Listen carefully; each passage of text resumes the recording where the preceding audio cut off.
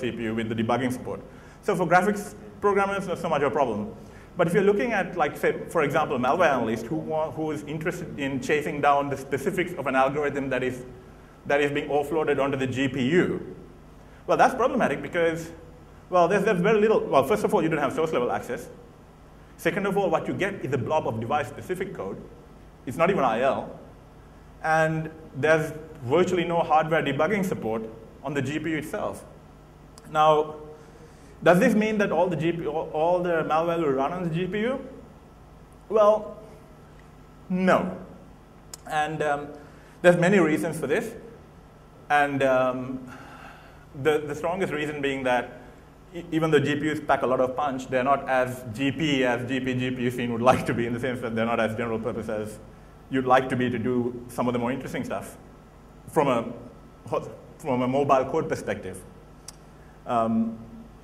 So, for example, some of the limitations are that no self-modifying code is possible on the GPU, which is not entirely a problem because obviously, you can code your own virtual execution environment and then have self-modifying code. So it's not a huge problem, but all the same, there's no native self-modifying code support. If you really want, I really don't want to focus on the GPU. I just want to sort of talk about it for a bit of background. For additional information, you can refer to this. This is a presentation by Daniel. He's a pretty cool guy. He presented this at RuxCon last year. And it's online at the RuxCon archive, so feel free to have a look. It's pretty good. He goes into a lot more detail about the GPU stuff than I do. But just before we move on, to give you a small example of the kind of stuff that GPU might assist mobile code in, is like, for example, take malware, right? For command and control, for example, a lot of malware uses algorithmically generated domain resources or other communication resources that out of which you would pick one at random and try to connect to it. So one of the best strategies that we have to deal with this is to reverse engineer the algorithm, figure out what these resources are, and then proactively go out and shut down access to these resources. So for example, there's been some high-profile cases of botnets where they were using algorithmically generated domain names that were bulk registered by the bad guys, and they were used on a round-robin or random fashion to communicate as a CNC channel. So what some of the guys did was that they basically reverse engineered the algorithm, generated a list of resources, went back and just disabled all those domains, right? You stop the spreading and control right there. Now imagine a situation where this algorithm will be offloaded to the GPU. I'm not saying the reverse engineering would be impossible, but it'll be a bit more tricky because it's going to take a little long time. A lot of malware analysts don't work with the GPUs. They don't program GPUs. A lot of automated tools that exist for the purpose of analyzing and classifying malware doesn't actually support any GPU, no GPU emulation or nothing. So it can buy people time. It can buy malware writers time. And this is just the tip of the iceberg. Like, say, for example, if they decided, OK, what we're going to do is we're going to go and implement this algorithm such that it's being used as a cryptographic black box in the unpacking process for the wrapper of the malware, right? So that's even more annoying, especially if they don't unwrap it all at once. So at that point, if you unwrap on demand using the GPU as a cryptographic black box, then it's problematic because you can't just wait for a certain point and dump it all at once. You have to achieve a certain level of coverage throughout the entire binary to ensure that you have enough unencrypted material to deal with. So there are a few things that malware authors can offload to the GPU reasonably successfully that can kind of throw a spanner in the works for us. But there's bigger problems out there. So I'm just going to move on and focus on some of the bigger issues. OK, so let's get back to our modern computer, right? So in many of these peripheral devices, which contain programmable computational elements, you're beginning to find a lot of general-purpose programmable CPUs in there.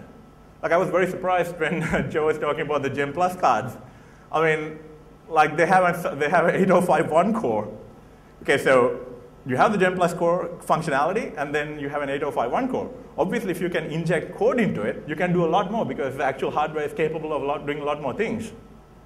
So, when you have custom silicon, like I mentioned before, you're kind of limited by the hardware design. But when you have a general purpose core in there, you're at the mercy of anyone who can inject code into it. I mean, like the rest of the computer is not any different. I mean, the keyboard has had an independent programmable microprocessor in it for a very long time. The only difference was that the standard piece, a standard AT keyboard, didn't actually allow you to do firmware updates. So you were kind of safe there, and it wasn't really dealing with a lot of structured data, so you couldn't really exploit a vulnerability or anything like that. Well, maybe you could, but I didn't know about it, so who knows. So you look at some of the keyboards out there today, like some of the more gaming keyboards which have all the other kinds of functionality, and you look at some of the firmware updates of these things, it's a bit of code out there. So you wonder what kind of functionality these things have. So I'm going to get back to that. So before that, let's look at some of the other stuff. Okay, so we know that your keyboard has a programmable microcontroller, field programmable if you're lucky or unlucky, whichever you look at it. Your optical disk drive definitely has a field programmable general purpose microcontroller in there. So does your hard disk. A fair few of network controllers do too, and a lot of multimedia devices.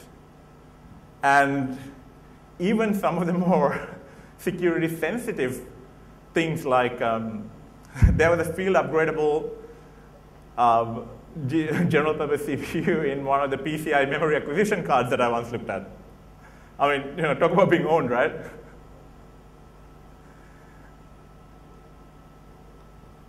Okay, not just your PC, I mean, even your phones just have multiple microcontrollers in there. Like, for example, any smartphone today has at least 2 programmable microcontrollers and a DSP. Like, for example, the iPhone, I mean, the poster boy for the smartphone generation, has 2 ARM cores, one in the baseband processor, one's the application processor, and it also has a DSP to do all the media decoding and encoding. So it's a lot of programmable computers out there that kind of share the same resources, completely bypasses the security model because no one cares about it, and field upgradable. So what are some of the security implications of this? Peripheral devices have low-level access to the system, duh.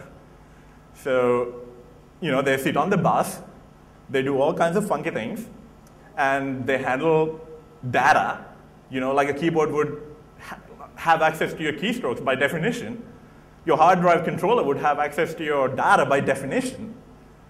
So even though no one considers the integrity of these devices to be crucial to the system security model, they're right there sitting, just passing your data back and forth. So they're very strategically placed.